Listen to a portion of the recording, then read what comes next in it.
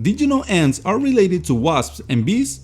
Evolving from ancestors of wasps in the Cretaceous period, although the specimen found trapped in Umbar from 92 million years ago still had features found in wasps but not in ants. So I guess you could say they were primitive. Hey, that's offensive to the ant community. Sorry. They belong to the family Formicidae, being eusocial insects, meaning they have an advanced level of organization with a queen producing all of the offspring, while others that cannot reproduce take care of the young. That doesn't sound like a good deal for any of the parts involved. But hey, seems to be working out for them. In fact, it's working so well that there's an estimated 22,000 species with about 13,800 already classified, occupying most of the world except for the South Pole and some remote islands, usually representing about 20% of the terrestrial animal biomass. They live in colonies that can go from a few dozen to millions, occupying large territories, being described as superorganisms, operating as a unified entity with division of labor, being able to communicate and ability to solve complex problems. And looks something like that. Yeah, pretty impressive. In some parts of the world, like in China, they use ants as pest control.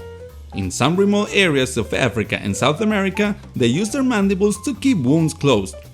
And in some other parts, they use them as food, roasting them and eating their larvae.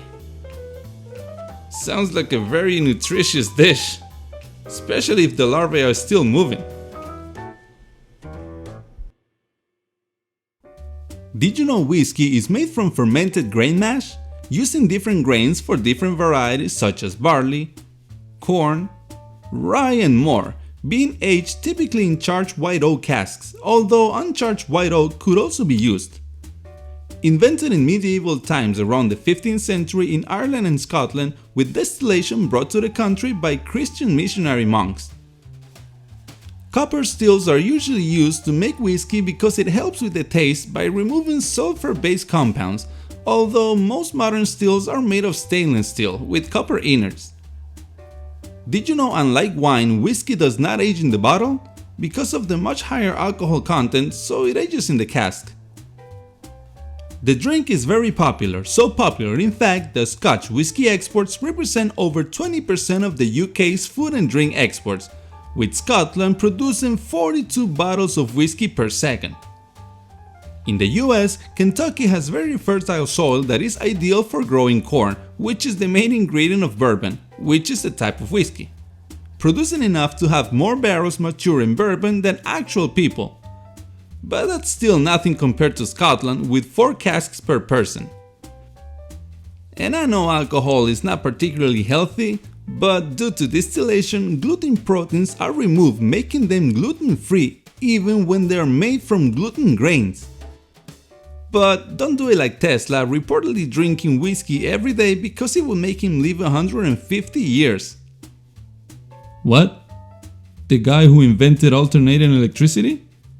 Yep, the same one. I didn't know it worked like that. No, it doesn't. He was wrong. Just drink in moderation. Okay. Helium is a chemical element that it is colorless, odorless, tasteless, non-toxic, inert, and a monatomic gas. And it's the first noble gas. And it is definitely not like a silent fart. So let's keep moving. Did you know it's the second lightest and second most abundant element in the observable universe right after hydrogen? Representing about 24% of the total mass being created by nuclear fusion of hydrogen in stars. The first time it was observed was in August 18, 1868 as a yellow line with a wavelength of 587.49 nanometers. Nano what? Meters. Damn. In 1895 was the first time helium was isolated by chemist Sir William Ramsay. Not that Ramsay. Ever wonder why your voice gets higher when you inhale helium? Well, wonder no more. It's because sound travels through helium 3 times the speed of sound compared to air, increasing the resonant frequencies of the vocal tract, increasing the amplification of the high frequency components. I did not understand a word you said. I'm with you there, buddy. All I know is that you should be careful and not overdo it because it displaces oxygen needed for normal respiration and can make you suffocate. And although fatalities are rare, they can still happen. Did you know the word helium comes from the Greek helios, meaning the sun? And not for nothing, because the sun produces 700 million tons of it per second. So if anyone can get its name attached to it, that is the sun. A cool fact about helium is the fact that it is used to inflate car airbags after impact. So why not call them helium bags? I have no idea, man. I'm just reading out from my notes. And you shouldn't care either since you're just a cartoon. Hey. Sorry.